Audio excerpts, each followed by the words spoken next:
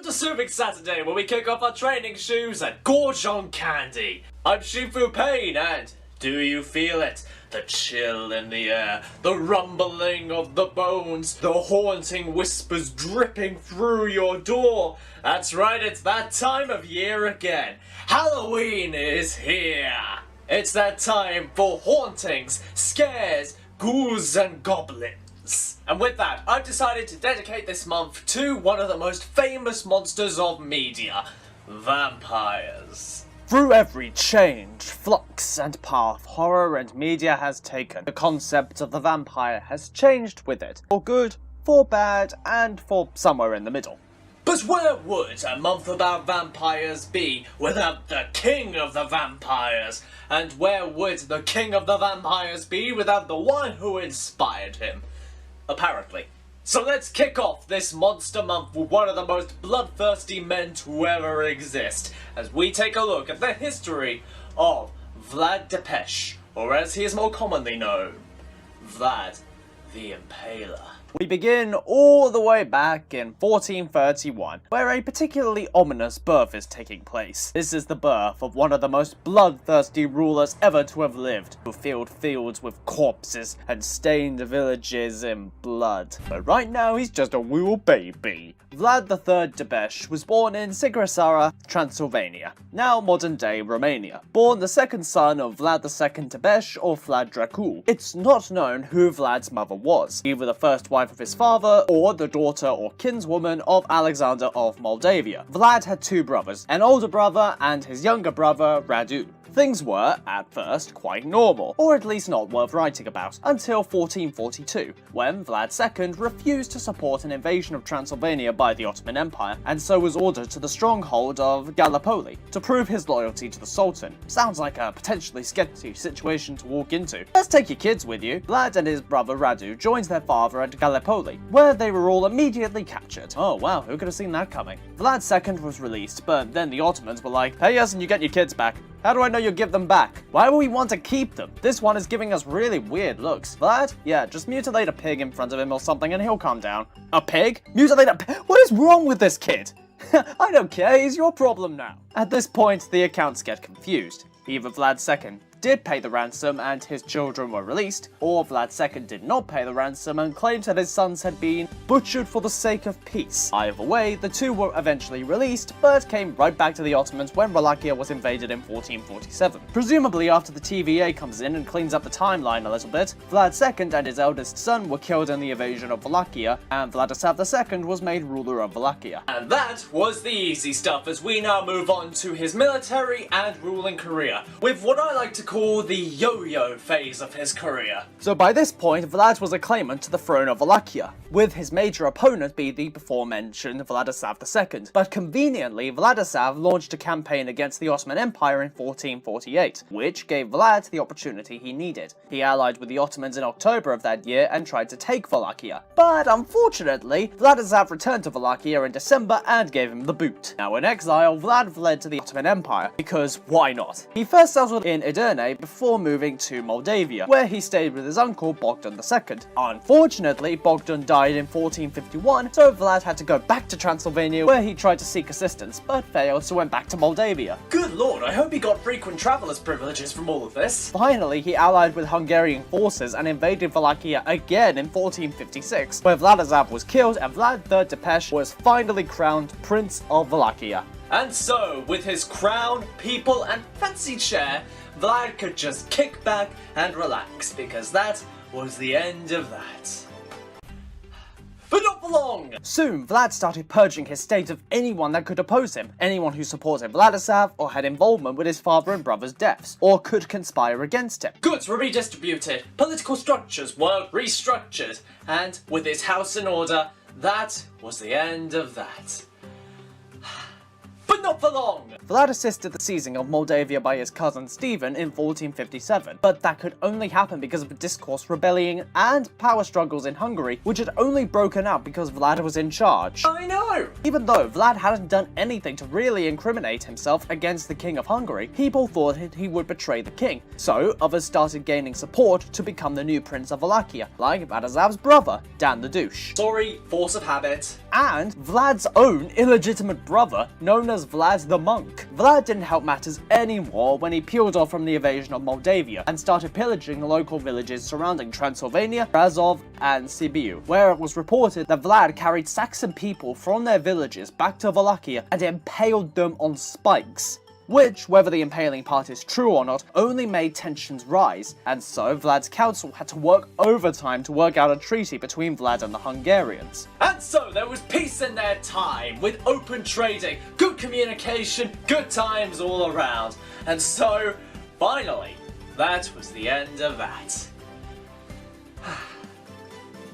Or so we thought. Either in 1458 or 1459, Vlad had this guy named Michael killed, a good friend of the Hungarian government, which created tension that only exacerbated with border and entry disputes of some sort in 1459. Then, when Wallachian traders had their goods confiscated by Hungarian officials without compensation, things only got worse. What also apparently made things worse was an account that Vlad went and took Hungarian traders and impaled or burned them. Yet this account comes from someone that supported one of Vlad's rivals, with Dan the Douche.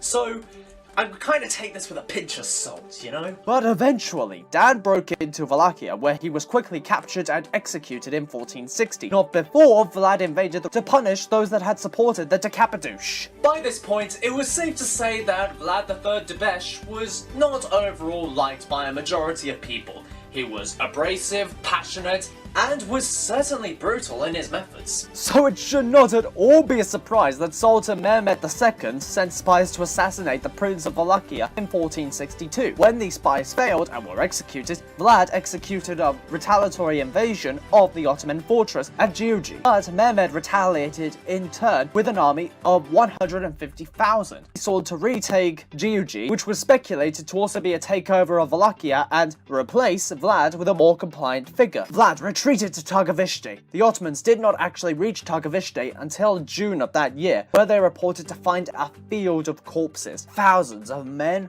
women, and children all impaled on spikes. Vlad and his forces had fled to Brea and camped there to hold off the Ottoman force heading their way, which eventually arrived with Vlad's very own replacement at the head. And who was it? It was his own brother Radu! Who saw that coming? Vlad was captured and imprisoned, being held for 14 years, released in 1475, as the then ruler of Wallachia, Basarab Laiota, was subservient to the Sultan and not seeing to Wallachia's interests. It was time to make Wallachia great again. Both Hungary and the Catholic Church recognized Vlad to be the true Prince of Wallachia, if you ignore the war crimes and stuff. Gee, if only they had actually given him any actual military support. With this, Vlad had to scrounge, or rather plan, to make alliances, first going to Pest before moving to Transylvania, Buda, and finally settling in Pest. The whole time gathering support and an army to take back Wallachia. Vlad and his forces captured Targovishte and Bucharest, causing Basarab to flee from Wallachia, leaving it ripe for Vlad to capture. And so, Vlad III Debesh was actually recognized finally as the true Prince of Wallachia. Really, I mean it, finally, this is the end of that. Really, truly, I promise, absolutely, that was the end of that. But not for long! By December 1476, Basarab returned with an Ottoman invasion force, and Vlad III Depesh was killed in the conflict, with his body being laid to rest somewhere. Vlad had two wives in his lifetime, the first being unknown, while the second was Justina Ziligari, a member of one of the most high-profile families in Hungary at the time. He had 3 children: Mina, who was born in 1462, his second son, who is unknown, and finally Vlad Dracula, who tried to follow in his father's footsteps and take over Wallachia in 1495. Vlad certainly had a reputation for bloodshed, a reputation which was one part true and another part massively blown out of proportion. Most particularly after his arrest, where a poem was written about him and read in the court of Pope Frederick II, which painted Vlad as a vindictive, cruel, bloodthirsty monster with a dark taste for cruelty. I don't think they liked him. Not only that, but stories of him nailing hats to heads, impalements for slides, and torture of rats in his cell were abundant. But on the more positive side, Vlad today is seen as something of a culture hero, represented as a martyr who fought against the tyranny of the Ottomans, ruling justly and serving out the justice of heaven, portraying him more as a fighter for the freedom of Romania in a similar vein to William Wallace, with his admitted war crimes being disputed as more of a necessary evil from a true patriot in a noble cause. Which overall paints a very different picture from the portrait painted during Vlad's lifetime and beyond. As far as could be told, half of these accounts are more than a little untrustworthy and more than a little biased, between supporters for opponents and enemies who wanted him off the throne. But the question to ponder is, how much of that was unreliable? Because the desire to have Vlad off the throne of Wallachia had to have come from somewhere. More than anything, most of Vlad Tepes's actions were, while extreme, reactionary. He had the people connected to his father and brother's deaths killed, went to war with Sultan Mehmed after Mehmed tried to have him killed, disagreed with Hungary because traders from his state were being unfairly treated. In this case, I would think that the truth lies somewhere in the middle. Maybe Vlad Tepes was a brutal bringer of death. Or maybe he was a freedom fighter fighting for independence. Maybe he was both. Maybe he was neither. Whatever Vlad the Impaler was, it certainly cannot be denied. He certainly was memorable. Thank you for watching this week's video, and in the comments let me know what you think about Vlad the Impaler as well as his overall reputation and legacy. We have much more planned for this month ahead, so do stick around for all of that. But with that, thank you all for watching again, and until next time everyone, peace be with you. Welcome to Film Fu, where the cuts are as clean as the kicks. I'm Shifu Payne, and welcome back to Monster Month, where we take a look at the experts of blood dripping themselves. But while we here in the West know vampires as the blood-sucking romantic creatures of darkness that we know of them as, other parts of the world have their own versions of vampires, and those versions are not quite as represented as perhaps more the Western version. I mean, it's only fair to give them their own time in the sun by taking a look at the first installment of a great horror martial film franchise. Directed by Ricky Lau and released in 1985, Mr. Vampire can be described as a martial horror comedy. Generally, horror comedies can be kind of hit or miss, with the humour diffusing any tension or fright. But this film balances the two decently, knowing when to be humorous and when to have more of a serious tone. And this tone perhaps wouldn't have been as well realised without one of the main figureheads at the head of this franchise, Sammo Hung. Sammo Hung is an absolute veteran, acting, writing, directing, producing, and doing stunt work on so many films it's hard to count them all. A longtime friend of Jackie Chan, the two have worked and collaborated on multiple projects. It's fair to say that even if you don't recognise him, you recognise the films he's worked on. Ip Man 1 and 2, Kung Fu Hustle, Enter the Fat Dragon, Project A 1 and 2, and relevant to today, the Mr. Vampire series. With that franchise beginning here as we take a look at this film's plot. A mortuary owner, played by Chin Yin Lam, is taking care of the reburial of a Mr. Yam's father, when it's found that the body has not decomposed in any way. On inspection, it's found that Yam Sr. has succumbed to vampirism. The vampire escapes and proceeds to go on a killing spree, and spreading his vampirism to others, including the mortuary owner's apprentice, played by Ricky Hui. As the bodies pile up, tensions rise, as well as dealing with a ghost too. Master Gao, with the help of his other apprentice, played by Si Ho Chin, and the vampire's granddaughter, played by Moon Lee, all work to stop the spread of this evil before it's too late. First, let's get this out of the way, as it is a part of the mechanics of this film. The vampires of this film and Eastern culture are not quite like the typical vampires we know. While for the vampires of the West you would need garlic, a steak, and or silver, an Eastern vampire is very different. Known as a jianshi, or stiff corpse, instead of sucking blood from someone, they will instead take the ki or life force of a person. Much like a typical vampire, if you're killed by a jianshi, you become one. But a person can also change after death due to deeds committed in life, or if they take their own life, or through means of magical control or resurrection. But don't despair, for the jianshi has some weaknesses. They're terrified of their own reflection, for example. They can be harmed by the wood of a peach tree and or fire. Taoist talismans can immobilize them, sticky rice burns them, and holding one's breath stops them seeing you. But how does this context affect the events and action of this film? Let's take a look and find out. The scene we're looking at today takes place roughly halfway through the film, as Master Gao has been arrested by the incompetent police captain. Yeah, no offense made, but you kind of have "tool" written on your forehead. At the same time, the corpse of Mr. Yam is held at the station, quickly succumbing to vampirism itself. With Chin's character sneaking into the station to take care of Yam, Chin goes to place a talisman on Yam's head, but Yam is not overly fond of that idea, going ahead and overhead throwing Chin into a brick wall. Something supernatural must be going on for him to walk that off. Chin is able to flip behind Yam and place the talisman on him. Oh, well, that certainly was easier than expected. Let's hope nothing comes along to... fuck. It's... oh. Fuck.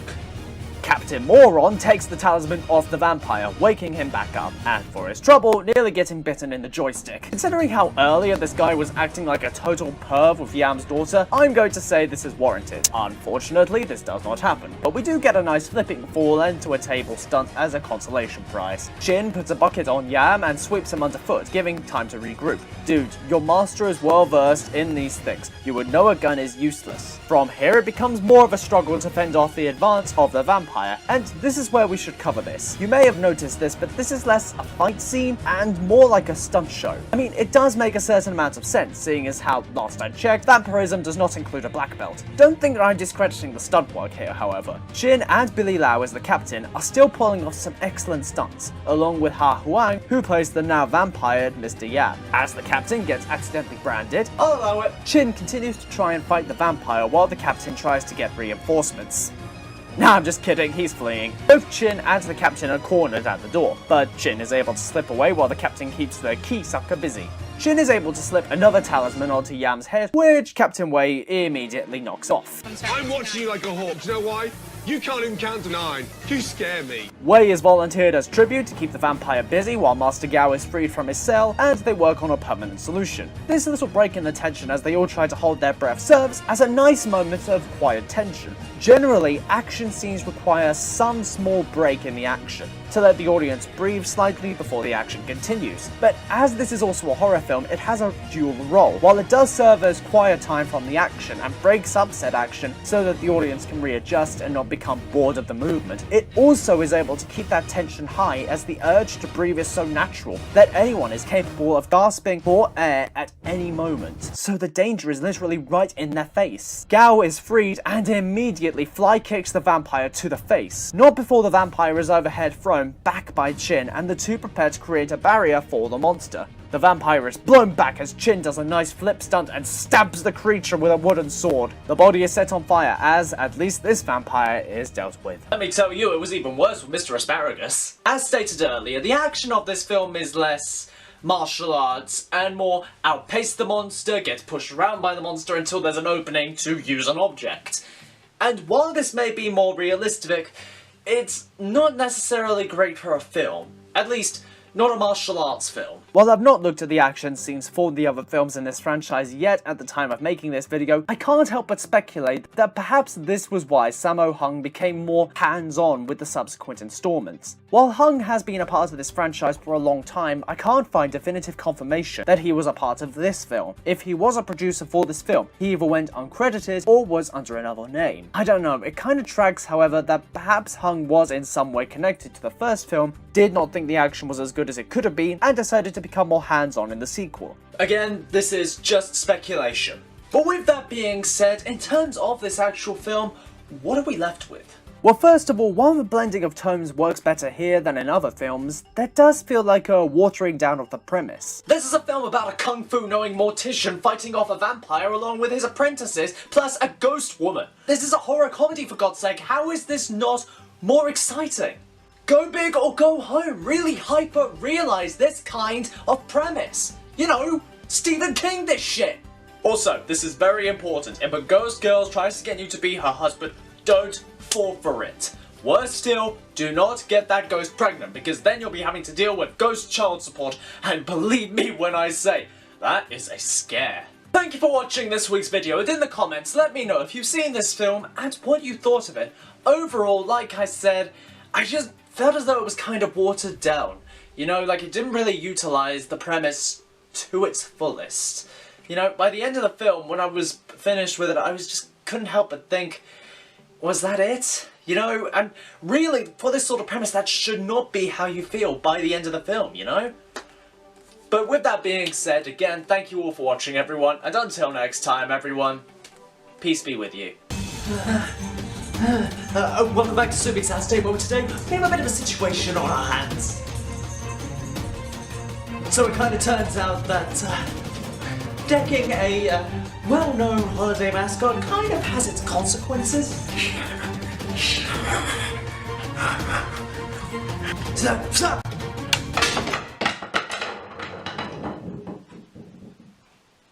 Oh, bugger.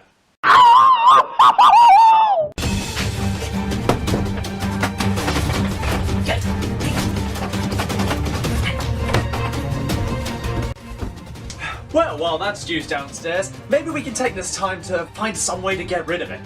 Let's do some research. Well, so far we've covered the inspiration behind the most well-known vampire, as well as representations of vampires outside of Western media. How did vampires themselves get their start? Well, I guess there's no better place to start than the written account. This first account is kind of interesting, because not only is it a local account about a legend about a vampire-like entity, but it also claims to be based around true events, and talking about a real person that succumbed to vampirism. Jure Grando Aljovic was from the village of Kringa in Istria, which is now part of modern Croatia. Say, what countries are nearby?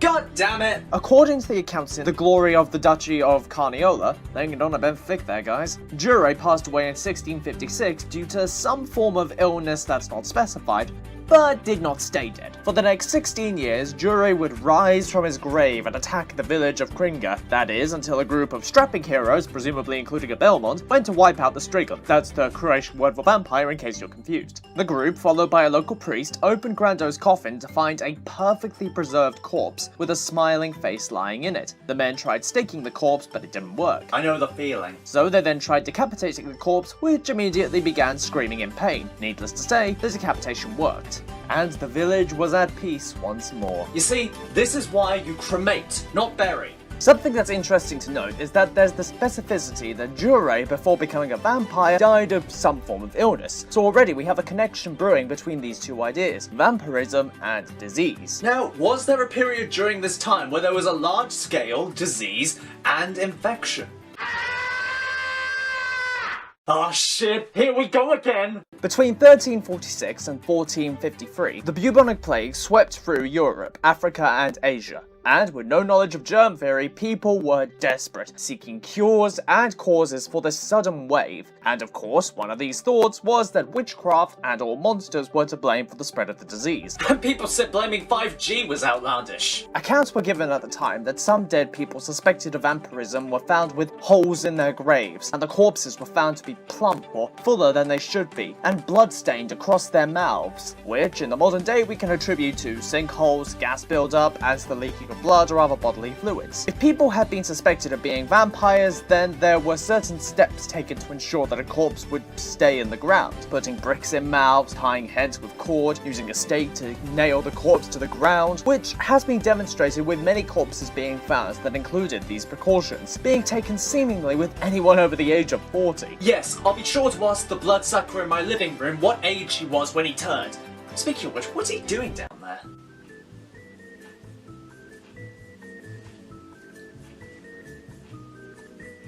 While the writings and folklore surrounding modern vampires did not start until a medieval period, the concept did start earlier. Admittedly, the concept of an undead creature that attacks the living is so basic that it can be quite easy to create any sort of creature from that definition. I mean, we've already looked at how this concept can differ depending upon the region or continent, but where does things get more specific? Well, some clues may lie in a monster which, while not a vampire, does still bear enough similarities to still give us a few clues. The Draugr is a Nordic revenant, a ghost that re-inhabits its body to cause destruction and spread hatred and chaos. The most well-known documentation of the Draugr comes from the Grettis saga with Glamir, But this was probably already an established concept. The Dragor is a product of someone who was often troublesome or criminal in life, refusing to move on to Helheim after death and staying in their body. Here is where we have some similarities. The Dragor was so affecting a tale that people would often check graves to make sure someone had stayed dead, or specifically if a body had moved or began sitting up. And more significantly, if someone was killed by a Dragor, they became one themselves. Once again, we have that familiar theme of infection or disease, as the Dragor spreads its condition to others. Definitely a super spreader there. Oh, not only is our friend downstairs going to drain me of blood, but he's also going to pray to Odin while doing it. Fantastic!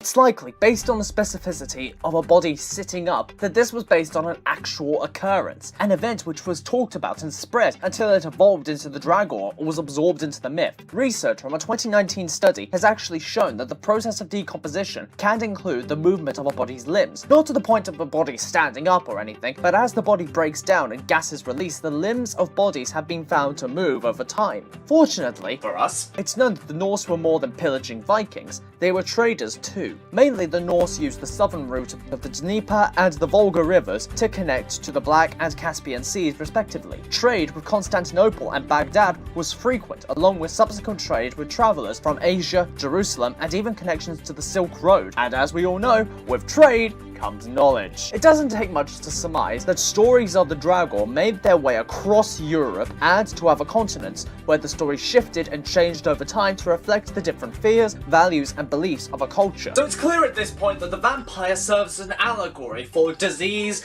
plague, and the fears and superstitions that surround them.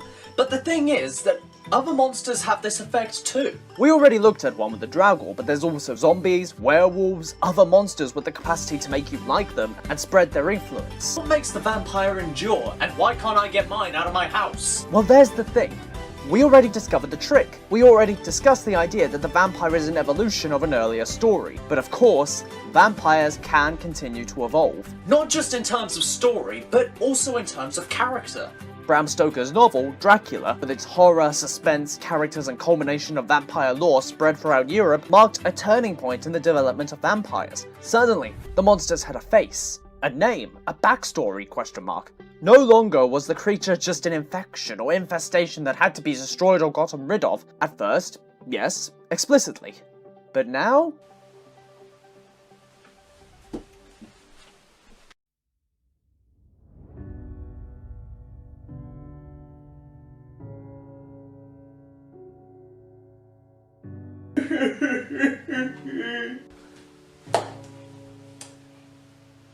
So how are you feeling?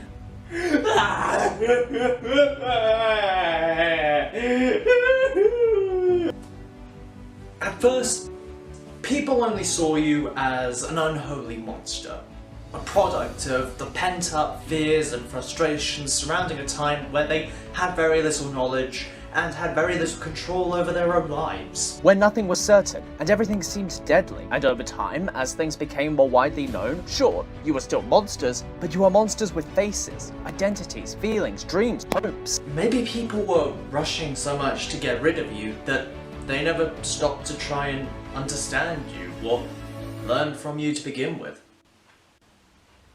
Why don't you tell me that?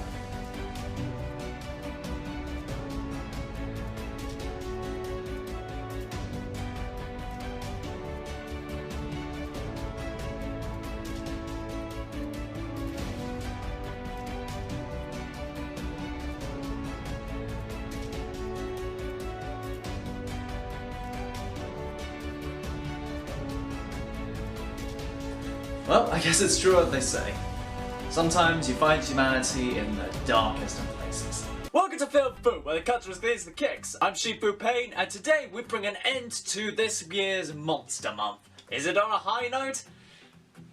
Released in 2014 and directed by Gary Shaw, Dracula Untold was supposed to be another attempt to kick off Universal's reboot of their classic monsters, much like the Wolfman before it in 2009. By this time, it was post-Avengers, and it was clearly time for a cinematic universe war. It did okay enough at the box office, but the critical reception came back with a resounding So this film became less Iron Man and more Iron Man 2. But while the box office and critical reception was not quite enough to start a franchise, is there still something of merit in this film? Well, let's take a look and find out, starting with the plot. The 15th century brings the Prince of Wallachia, Vlad Dracula, played by Luke Evans, ruling over his people justly and wisely, with his wife and son by his side. Then, everything changed when the Ottomans attacked. Demanding a troop of children as new soldiers, including Vlad's son, Vlad makes a deal with the dark and ancient power to protect his kingdom. With only 3 days to do something, Vlad must protect his people and his son, while also making sure to not succumb to the darkness within. Okay, so this film takes inspiration from the idea that Dracula was, in fact, Vlad the Impaler, and transformed into a vampire. They don't actually make this connection in the books. Certainly Bram Stoker was inspired by Tepesh to create Dracula, but he did not say they were the same person. Near as I can tell, this idea came from 1992's Bram Stoker's Dracula, and there is where we find the core facet of this film. Basically, if you see the first 10 minutes of this film, you get the idea for this film, which is the same plot stretched out for an hour and a half. Vlad the Impaler fights some dude, wife dies falling off a tower, Vlad becomes a vampire, lives a long ass time until finding a reincarnation of his wife. In general, the story is about the same, but what about in the details? In the 1992 film, Vlad's wife dies thinking he's been killed. Vlad is enraged by the church's renouncing of her soul for killing herself, Understandable. and so renounces God in his grief and in his anger, becoming an enemy of God who would not protect the woman he loves. Interesting, but what about in the 2014 film? Here, he initially becomes a vampire selflessly to protect his people and son, and in this deal with an elder vampire who is apparently Caligula. He can become human again after 3 days if he does not drink blood. Simple, clean, cool. But then when his wife is dying and his son is taken, he drinks her blood at her request to have the power to save their son. It seems there's a crucial difference between the two, which creates a dichotomy that would have played into potential sequels and this cinematic universe. With the 1992 film, we're given just enough for him to be sympathetic. He's still a horrific monster, but also he's a grief-stricken, pained person who we can sympathize with. Whereas the 2014 version is an action hero making fists out of clouds of bats and sweeping through armies, entering into the darkness selflessly. You see, it's difficult to picture that kind of person as the Dracula that we all know.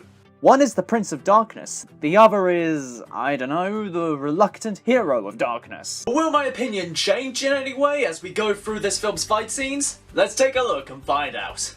We're going to begin here, in the big climax of the film. After a massive attack to the Wallachian stronghold, Vlad has converted mortally wounded people into his army as he takes on the Ottoman camp and goes to save his son, wearing the armor which was a symbol for the murderer he once was, symbolizing how he must become that person again in a new way to save his son, but in a way still holding back. He doesn't enter on a cloud of bats or become some unholy monster. I can't, this is Dracula! Why does he need an army to take on a camp? My interpretation is that he in some way does not want to wholeheartedly give in to the darkness. He wants to do this as the man he was, as some last way to try to be a good man, the one person he has left.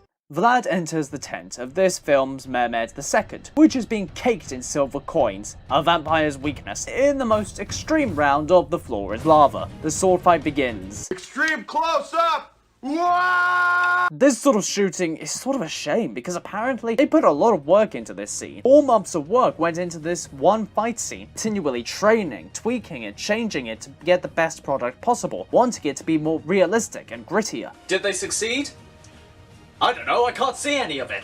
If it's not the close-ups and mid-frames, it's a shaky camera, and if it's not that, there's frames and shit in the way, or there are quick cuts. Wow, over 4 months of work put into one fight scene. Well, okay, what can't we see? What can we comment on? Well, we have here, where the two get caught in a trap. When we cut to another shot, we see Vlad with a wider stance, indicating that he has to put more effort behind staving off Mehmed. As vampires do! Mehmed gives Vlad a kick in the knee. You thought he got hit in the balls too, don't lie. And traps Vlad's sword closer to the floor, creating an opening. One which sends Vlad flying across the room and to the floor. I get that the silver weakens him, but to this degree, where he's blown back by a headbutt. Well, it's a good thing a strong gust of wind doesn't fly by or anything. Mehmed presses his advantage, which Vlad counters in a move that looks more like tapping props than the trajectory of an object being interrupted. Vlad blocks another attack by evenly distributing support on both sides. That's good. But by also turning his back to his opponent and removing eye contact. That's bad. And then Vlad escapes the guard, That's good. but leaves himself completely open to another attack. That's bad.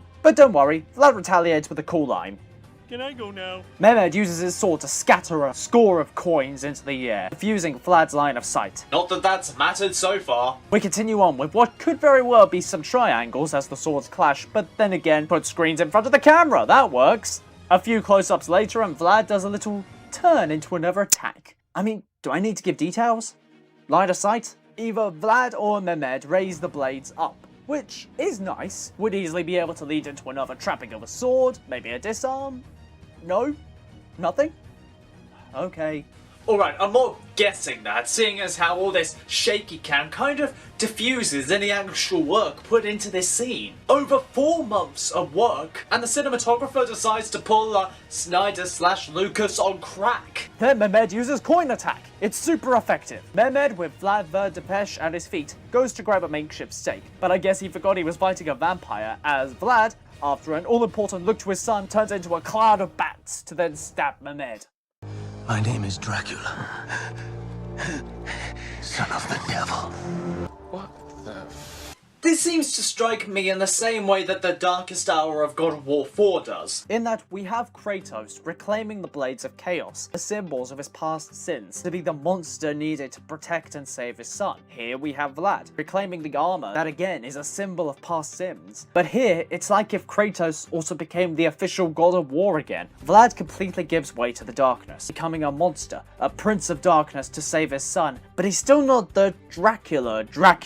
Not until his son is safe, which comes in the ending. The film ends with Dracula allowing his son to go to a safe place while he opens the clouds above, letting the sun in on his army of vampires and himself as a form of suicide. I see this as Dracula wanting to stop now that he's entirely giving himself to darkness. Now that he has practically nothing to live for, it's one last ditch attempt to stop himself, to die rather than live as a monster. But then of course that does not happen, and so it becomes a rebirth. Now that he is one with the dark, he's unshackled and can fully embrace the Dracula identity with no strings attached. Let me go ahead and conspiracy theory now, as I propose that the sequel would probably have been the story of Dracula that we know from the books, just in modern day with Caligula involved. Somehow. But then again, all of this got canned, so never mind! We hope you've enjoyed No Moral Theater. So with all that being said, with this film plus the slate of other vampire material that we've looked at across this month, what are we left with? In terms of this film, I mean, where do I start? If it's not the terrible camera work, the shoddy staging, the confused direction, or the messy progression, it does say something that this is what was supposed to spearhead the new wave of Universal Monsters franchise. An action thriller instead of a horror suspense. Maybe it says something about the overall representation of vampires. We've established that vampires evolved, from mindless proto-zombies to princes of darkness, to glorified body pillows that shit glitter. Okay, that may have been a de-evolution, but point being... The running theme throughout was the idea of infection, disease, plague. And do you know of any recent plagues? Maybe vampires will see a comeback. One which folds back in this idea of plague in a more overt way. Because let's be honest, Vampires just aren't scary anymore. Drive a stake through their heart, bit of garlic, holy water, done by dinner. Maybe this could change with more modern sources to draw from, because right now, yeah, they're just kind of disappointing. Thank you for watching this week's video. In the comments, let me know if you've seen Dracula Untold and what you thought of it. Did you find it more on the meh side? Did you love it? Did you hate it? What are your thoughts? Do you want Luke Evans to come back as Dracula in some other production? Thank you all for watching once again, everyone, and until next time, peace be with you. Of all of the classic monsters that stand as symbols for terror, that are franchisable and instantly recognizable, proven to be Halloween costume guarantee, a universal classic, you might say, one stands as perplexing, as it stands as being so old and yet also so young. Werewolves are, by the standards of something like vampires, mummies or ghouls, a monster with a history that was made on the silver screen. People changing into wolves has been around in folklore for centuries, but it was not in the same way as now. It was more the result of a talisman, a punishment from a god, as a ritual or a form of witchcraft. And we can quite easily track how it went from this just quirk of a story or a moral tale to a monstrous aberration of nature. See, there was a time when wolves were seen as a symbol of nature, of the wild and of freedom, that you could brave the unknown so long as you were together with your loved ones. But as humans turned away from the natural world and longed to conquer rather than discover, the perspective shifted. In modern times, we know enough to know that wolves are in fact not some monstrous creature or flesh-hungry demon horde. And yet people still hunt them for some reason. But how is this shift reflected in film, the birthplace of the modern werewolf? How have we evolved the narrative to align with truth instead of fear, or do we still like one good scare? Well, let's go ahead and find out.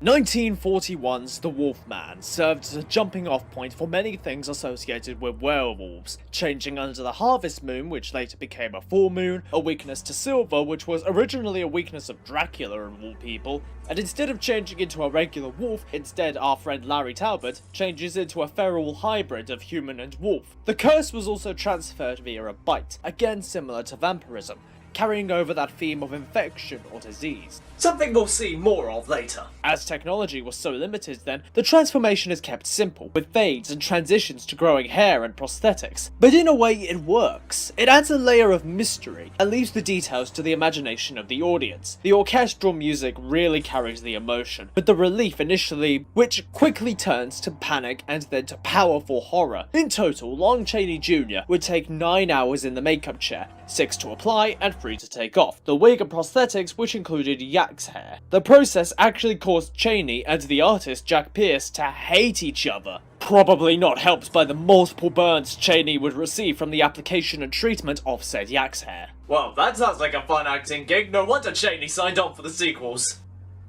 If you were looking for a werewolf transformation, this one has a 5-star one with whipped cream and a cherry on top. When two friends named David and Jack go hiking through the moors around a sleepy English village one night, they are attacked and Jack is killed by an unknown animal after David leaves him to his fate. When David wakes up, he finds himself in the hospital having sustained injuries but on the mend. Things take even more of a turn for the worse when Jack's ghost shows up and tells him he's been cursed to become a werewolf, and that it's important he kills himself before he turns and hurts innocent people. Thanks, friend! He doesn't, and on a full moon changes. The transformation here is meant to be a metaphor for guilt, for David's feelings over leaving his friend to die, exacerbated by Jack's ghost and later his victims' ghosts, which follow him and tell him to end it all while he still can. Easily, the best part of this scene is the sound design. The loud cracks and snaps, his bones shift, and his body contorts are effective to sell you on the pain of the change, as well as the screams of terror and gut-wrenching agony. How his screams slowly change and distort to become more animalistic and deeper.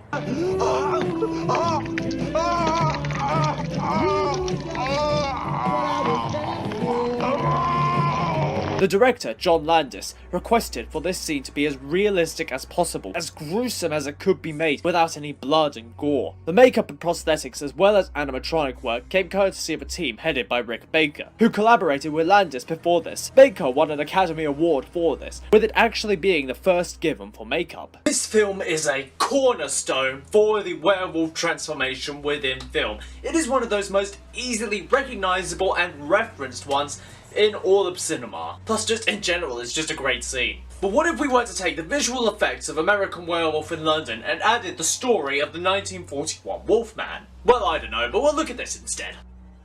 Released in 2010 after a laborious behind-the-scenes story, this film serves as sort of a soft reboot of the 1941 original. We again get Mr. Lawrence, or Larry to his friends, Talbot, being bitten one night by a werewolf after returning to his father's estate following the death of his brother. Except this time, it's his father that is the werewolf, adding an extra element of sins of the father, or the trauma that parents can inflict and leave on us. Rick Baker returned again to do the makeup, with the design philosophy to make it similar to the 1941 version, but beef it up a bit. And beef it up they did. This version seriously lifts. Finally, a werewolf for the gym boys! I wonder how much he lifts. So that's who I saw at the squat whack earlier. Do you think we could ask him what sort of protein he uses? And unlike the original, there was no animosity between Baker and Benicio del Toro. Small mercies. Now, as Baker did return to do the makeup and prosthetics, you would think we have a transformation with the same magic as American Werewolf, but with updated and improved technology, right? Wrong! One of the biggest problems of this film was budgetary, along with directors changing. So even though they planned to make it practical, they instead had to create a digital transformation and keep him still in the makeup. And for what it is, it's not bad. I love the detail before he changes that Lawrence's eyes briefly glow yellow. Tonight I will kill all of you. You could even argue at that moment, was that Lawrence or was that the wolf, or was it both of them at the same time? I just love this scene, it's just so cool. The emphasis with this transformation is less on the pain or torturous process, and more on the otherworldly horror everyone is seeing. So there's more contortion and unnatural movement instead of screams of pain. The lack of pain also emphasizes that the creature is something to be feared rather than pitied. But what about a werewolf that we're supposed to feel sympathy for? The Harry Potter series depicts werewolves once more with that infection theme, but instead of it being a side thing or in the background, it drives a major part of the world building of the species in the franchise, with werewolves being ostracized and made to isolate from the rest of society out of fear of spreading the disease to others. Sounds familiar. But then being unable, in large measures, to find work or sustainable housing, mostly thanks to this bitch. Our main character is Professor Lupin, a character who, for most of Book 3, is a fatherly mentor character, and we are unaware of his condition until the final act, making the switch to when he turns and loses that warmth more drastic, adding to the horror in a way. I dare say that watching Lupin transform is more terrifying than any of the others seen, and quite more horrific, despite the fact that there's no obvious gore or any blood or anything. I mean, it sounds weird to say that, but really think about it. Which is worse, something horrible happening to you, or seeing something horrible happening to someone you know? I cannot help but love this transition, as the moon rises, the heartbeat in time with the music, the pupil dilating and changing colour, the heavy breathing.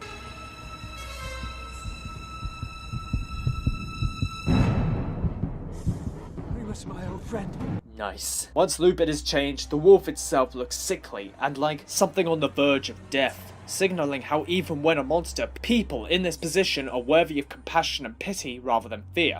Although it is still a bloodthirsty monster, so I would say a bit of fear is in order. But rather than fear or pity a werewolf, what about those times when wolves were seen as a respectful part of nature? Can we get a bit of that again? Oh, your childhood was elite if you grew up watching this show. I still listen to the theme song sometimes, just when I feel like it. Play it right now! Wolfblood depicts a sect of people that have different genetics than most, allowing them to change into wolves, whether intentionally or forcefully, on the full moon, a form of people known as Wolfbloods. To give a brief rundown of each series' quality. Lift the jug and drink a bit. Oh, this is good. This is peach syrup, tinned peach syrup. What a drink! So I drank the lot. Really good. That was a bit rich, but okay. The transformation itself is quick and painless, as instead of it being a monstrous state, it's more of the inner self being released, with them retaining their minds while transformed. Before changing, their pupils will change colour, becoming yellow, and their veins blacken. And while human, they have increased speed, agility, and greater senses. There is also a greater connection to nature and a theme of the natural world versus the modern world, with there being examples of a connection to nature being stifled by modern living.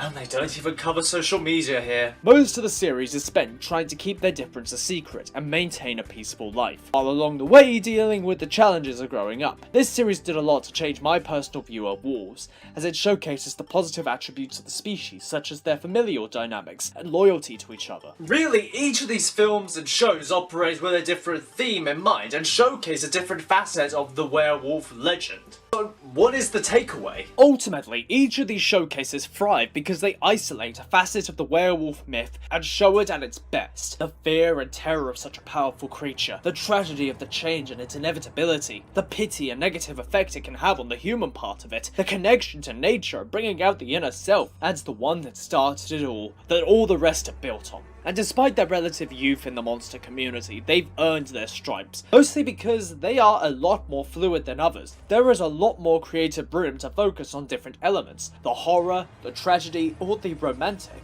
in perhaps a different way to something like vampires, who seem to become pigeonholed into either horror or romance. Making werewolves easily far more intriguing than most other monsters, and honestly, I can't wait to see where they'll go next. Thank you for watching this week's video, and in the comments let me know what your favourite take on werewolves is. Is it one we've covered here in this video, or is it another that I didn't mention? Whatever it is, let us know down below.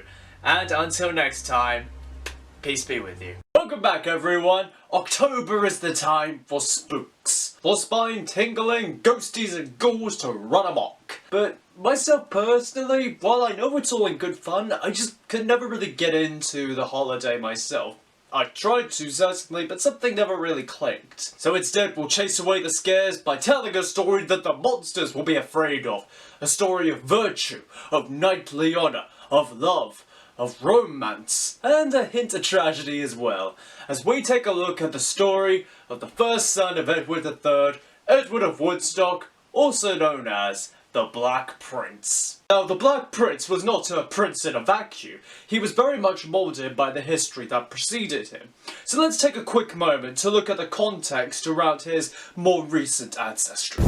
Edward II was an objectively terrible king who routinely abdicated responsibility, lavished his favourites with abhorrent boons, accrued debt for the country, and held a tyrannical grip over the kingdom, eventually leading to multiple rebellions and a civil war. Edward's wife, Isabella, and her ally/eventual lover, Roger Mortimer, gathered allies in France before deposing the king at around the 31st of October 1326, officially abdicating his crown on the 24th of January 1327, with the throne passing to his then 14-year-old son, Edward III. As Edward was not yet of age, his mother and her lover oversaw the country of England as regents, faring no better than Edward II, with Roger in particular causing several stirs, his debt accruing, including in Wales, and eventually possibly having the imprisoned Edward II assassinated. When Edward III came of age, he ousted his guardians, had his mother placed on house arrest, with her political powers stripped, and Mortimer was tried and executed as a traitor.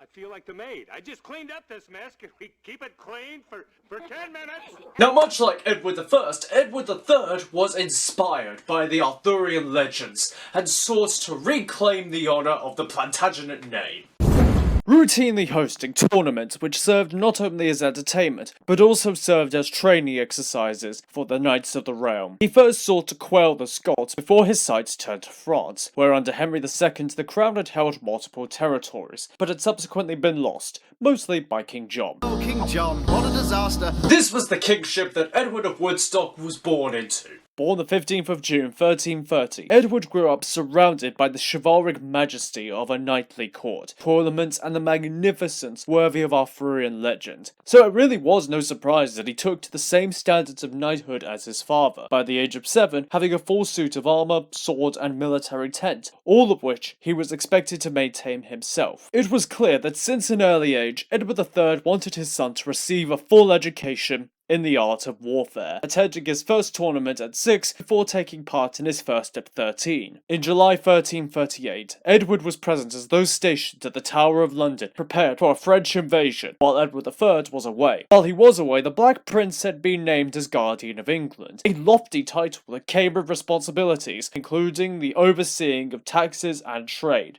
The prince was not actually in command of the defence, but witnessed the tactics and leadership required firsthand. During this period, Edward oversaw the war monopoly, a gambit cooked up by his father to secure funding for his campaign, as well as send tax funds to the king. When his father eventually returned from facing Philip VI of France on the 21st of February 1340, he was styling himself as both King of England and France. The 100 Years' War had officially begun. So I suppose everything changed when the English attacked. With the war came Edward's first battle. And anyone knows that the hero's journey comes with challenge. The chaotic or malicious dragon that the hero must fight against, rise up against that tyranny, and prove his mettle. And this battle would prove to be the Black Prince's first test. In 1346, Edward III's army marched through France. The now 16-year-old Prince of Wales and Duke of Cornwall was in command of the vanguard, while his father commanded the midguard, and the rearguard was presided over by the Bishop of Durham, Thomas Hatfield. Edward had been knighted as soon as he had stepped onto French soil, along with many others, including William Montague and Roger Mortimer III, hoping for redemption for his family's misdeeds. Along their march, the army had sacked and conquered towns and cities along the Seine, making for Paris before diverting north for Flanders, planning to rendezvous with Flemish allies. By the time they had arrived there, however, they found their allies had departed the campaign, leaving them on their own for the following battle. The two armies of English and French met at Crécy on the 26th of August. The French, led by Philip VI, did not have as much equipment as the English, but they did have the numbers, with nearly double the number of men at around 25,000. This would, in earlier days, have been enough to win a battle such as this, but Edward was prepared, and had emphasized something new in his strategy: longbows. With an average of 5.5 arrows loosened per archer per minute, the sky rained arrows and quickly leveled the field, along with another new addition to the battlefield: cannons. Although primitive, they were still dangerous, booming and very new to the average French soldier. But even with all this, it was clear that the MVP of the battle was the Black Prince, cutting his way through his enemies and still issuing commands to his men in the thick of battle. His example was an inspiring one. A part of the battle which has passed into legend was a moment in the battle where things looked dire, and so the Black Prince called out to his father for assistance, only for his father to be said to say, "As long as my son is alive, they suffer him this day to win his spurs." Whether it's true or not, this line showcases Edward III's expectations for his son and heir. And in any case, the Black Prince met these expectations as the battle was won.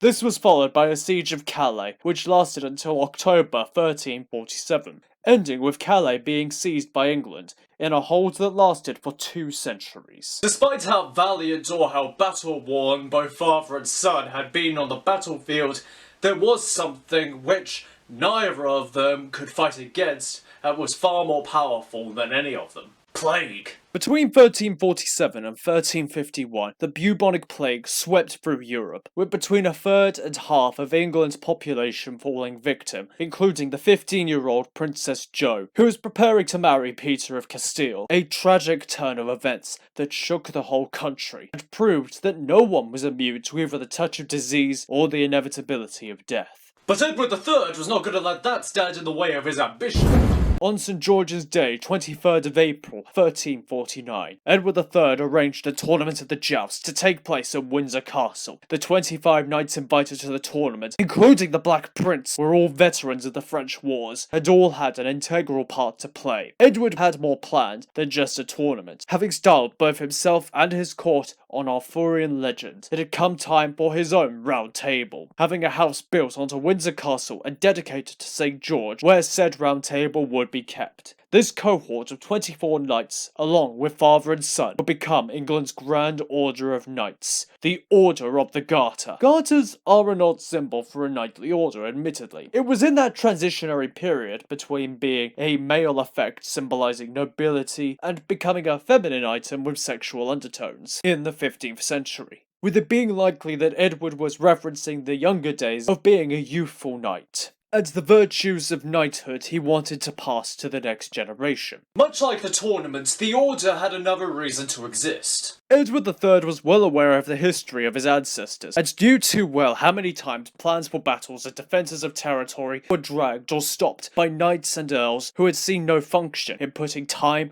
resources, and potentially their lives into a matter of little personal profit. The order changed that, making the march to battle not an obligation or a chore, but a cultural honor, a high responsibility that showcased the greatest virtues of knighthood. It was a crucial step in his ambitions to rebuild the Plantagenet Empire. Meanwhile, the Black Prince had set himself up nicely. He was a war hero, a proven leader, heir to the throne, and most of all, a generous giver of gifts, spending lavishly on his friends and key figures around him, having a standing stock of cash ready for the battle camp, to gamble with his fellows as a form of building respect and camaraderie. All of which worked, for a time. But there were other forces at work, and not just the plague, which was still ravaging Europe. On the 24th of November, 1349, Edward received word that France was about to make a bid to retake Calais. Without a moment to lose, and not enough time to raise a full army, Edward set out with a small company of knights, including the Black Prince, who arrived by January 1350 to defend the town. They managed to bottleneck the invading French knights at the town gate. Within hours, they had maintained security of their territory, and ascribed another legend of bravery for king and prince. Following this, in August, Philip VI passed, being succeeded by John II. The vicious tug-of-war for control of territory continued until eventually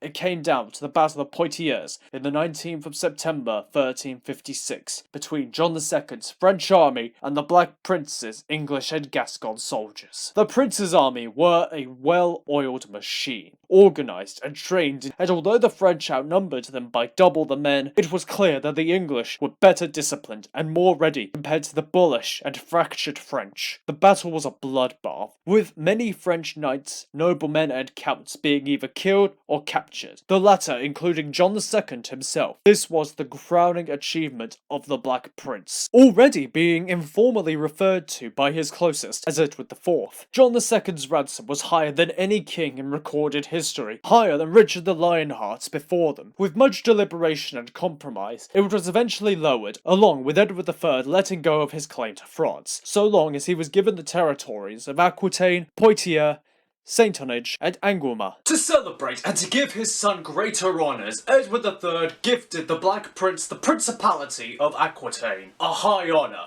But for every action, there is an equal and opposite reaction. A second wave of the Black Death came to Europe, striking once more at the royal family, killing both Mary, Countess of Brittany, and Margaret, Countess of Pembroke, along with the passing of Henry of Grosmont, a respected warrior that the prince held in deepest regard. But after this came rejoice! For every prince needs a princess. Joan of Kent was raised in the royal household, alongside Edward of Woodstock and his older sisters. She eventually married the future Earl of Salisbury in January 1341, making regular appearances at the royal court, and being considered the most beautiful woman of the age. But some trouble came her way when Sir Thomas Holland, no, not that one, in October 1347, claimed that her marriage was invalid, as the two had secretly married 8 months before her marriage to Salisbury, including the consummation. The whole ordeal had to eventually be appealed to the Pope, as Holland had no credible witnesses. There were no priests to give credibility to the union, and the fact that Joan was 12 at this supposed time all made his account spotty to say the least.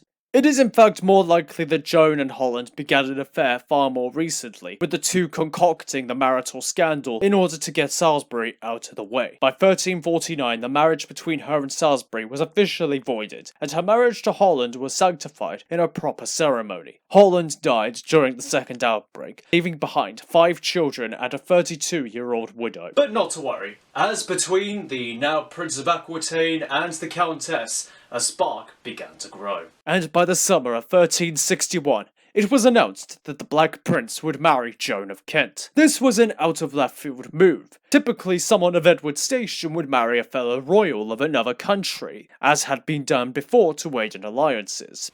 But instead, the Arthurian-inspired romantic prince married for love. No, Joan was someone of royal blood, technically being the cousin to the king and second cousin to Edward of Woodstock. And even though everyone agreed her to be the loveliest lady of the kingdom, there was still plenty of hoops to jump through before they could officially tie the knot. And it courted its own breed of controversy, but as time would show, Joan of Kent would be an integral part of the royal family. August 1366 brought a meeting between the Black Prince and the disgraced former king of Castile, Pedro the Cruel. He had been been ousted from the throne by his half-brother, Henry of Trastamara, due to his tyrannical rule and malicious ideas of leadership. Pedro wanted to secure alliance with England to retake the throne, and Edward III, seeing an opportunity to bolster his alliances and his naval force, agreed. It was understood that Pedro would employ the services of England and Aquitaine's armies, and pay once he had retaken the throne of Castile, a debt he could only pay if he did retake the throne and the fortune that came with it. This was a plan where the Black Prince had the most to lose. The bulk of the force would come from Gascony and the prince's own retinue, as well as knights and lords stationed in Aquitaine, with many initial costs coming out of the prince's own pocket, with the assurance that he would recoup later. The prince himself foolishly jumped to aid Pedro in his reclamation.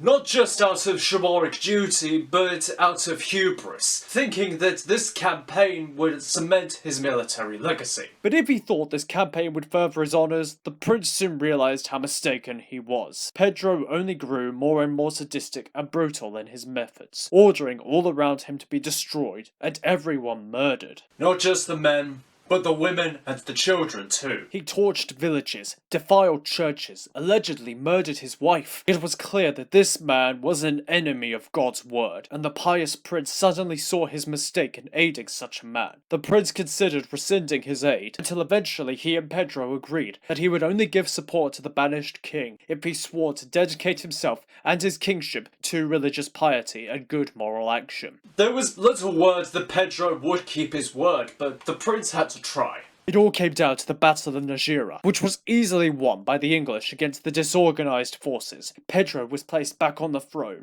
but unfortunately he then refused to pay back his debts to the Black Prince. Whether because he didn't have the funds, or because he never actually sought to pay the prince back. The cost for the Prince of Aquitaine was high in many ways. In the subsequent years he was forced to levy high taxations to make up the costs to his Gascon allies. But on the personal level, the summer heat during the campaign led to an outbreak of dysentery that struck at least a third of the English forces, and the prince himself contracted illness, either malaria or dropsy. As Edward battled both his illness and bankruptcy, the lordship of Aquitaine refused to handle such poor management, and by 1368 went Charles V of France to once again take up arms against England and take back Aquitaine, a position Charles was more than willing to take after England replanted Pedro, who had broken a treaty with France. By 1369, French forces had surrounded Aquitaine, and then Pedro the Cruel was murdered by Henry of Trastamara and supplanted, capping off how much of a waste the Castilian campaign had been. Both Henry and Charles united against the prince, and by 1371 he had returned to England a shadow of his former self,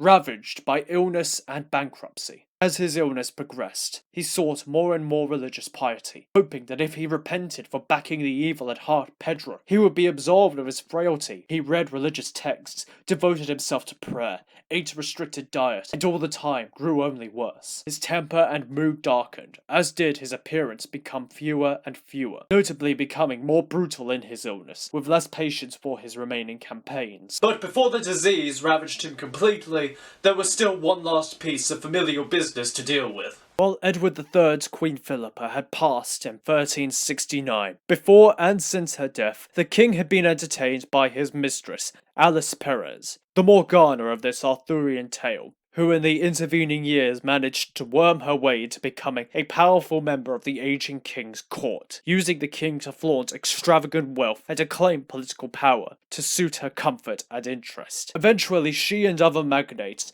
who had leeched off of the old king were trialed and had lands and powers confiscated, with Perez in particular being accused of witchcraft, likely by the Black Prince, and seducing the king with magical trickery. This would be the last act of Edward of Woodstock. He organised his burial at Canterbury Cathedral before passing in June 1376 on St. Trinity's Day. Where once there had been a strong and decisive leader, a powerful warrior, and a future king, now there was only a dim flame. In the following centuries would rise the moniker of the Black Prince, a nod to his darker mood in his later years. And unfortunately, his chivalric nature would not live on in his son, Richard II, who sadly took more after Edward II in terms of kingship. But instead, we can take heart in the qualities that Edward displayed before his dark days. Charity, bravery, love, respect, religious piety. Perhaps there is something in such a story that we can emulate, and that we can learn from. Such a thing is in our hands. But until next time, thank you all for watching, and until next time, peace be with you.